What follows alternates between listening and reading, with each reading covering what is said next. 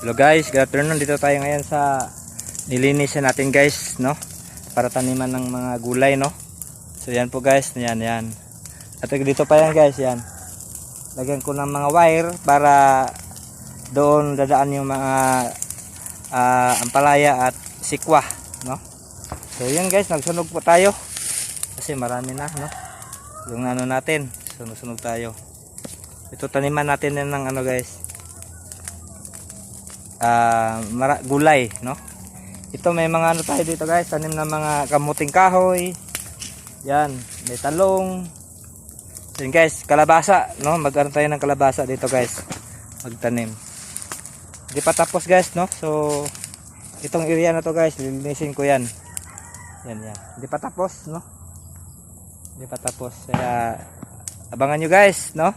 So paki-share na lang po sa mga followers natin dyan. Thank you for watching.